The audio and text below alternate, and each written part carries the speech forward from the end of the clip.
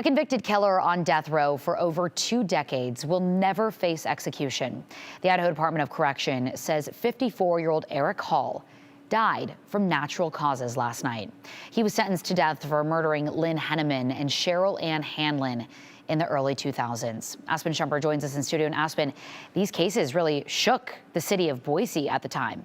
Yeah, Henman was killed on the Greenbelt, Hanlon in the Boise foothills. The lead detective on both cases, Dave Smith, spoke with me today and says even almost 26 years later, these cases have never left him or longtime residents.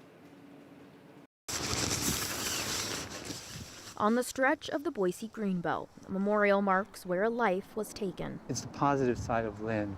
It's the beauty and the love and all of that. The memorial was hand-sculpted by Walter Ooze to remember his wife, Lynn Henman, a 38-year-old United flight attendant who was on a layover in Boise in September of 2000. She told her coworkers that she was going to go for a walk at approximately 3:00 p.m.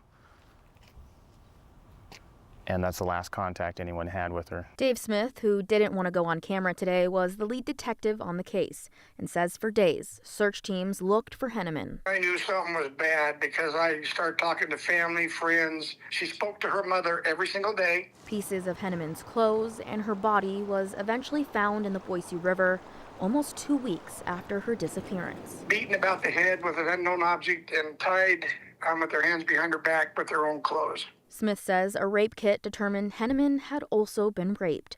At one point in the investigation, detectives logged over 5,000 hours, tested more than 150 DNA samples. At the time, more than any other case in Boise history. But Henneman's killer would go unknown for 3 years.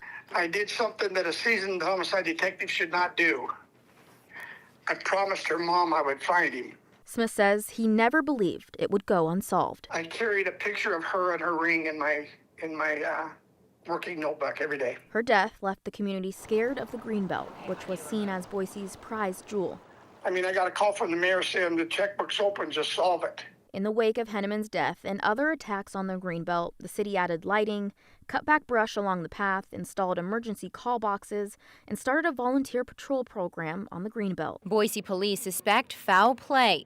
Then in March of 2003, another woman was found dead, this time in the Boise foothills, just up from the North End neighborhood. There are no neighborhoods in the city of Boise where you would expect to find this kind of an incident. 42-year-old Cheryl Ann Hanlon was beaten, raped, and strangled. I got up there, my heart sank because she was tied with her own clothing.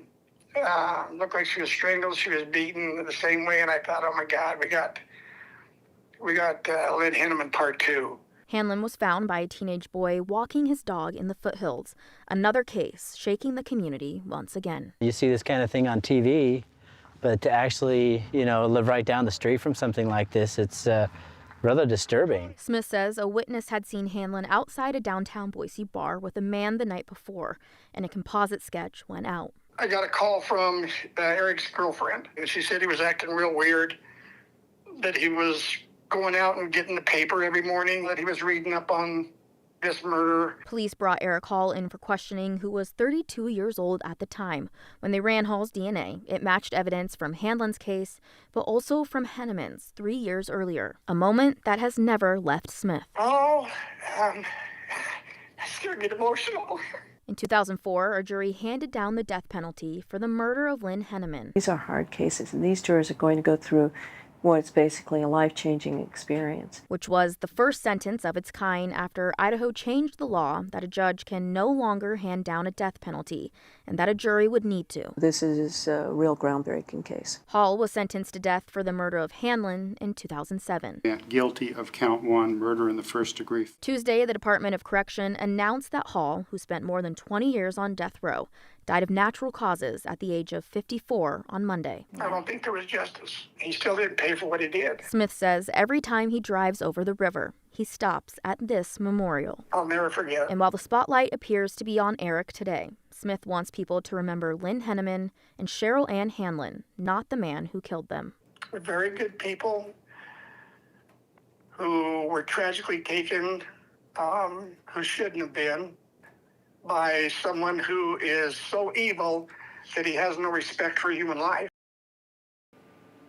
Ada County Prosecutor Jan Bennett, who prosecuted Hanlon's case, shared a statement with KTVB today saying Hall's murder cases involved heinous crimes that profoundly impacted the victims' families in our community, and her thoughts remain with those families. Certainly cases that left a lasting mark on this community.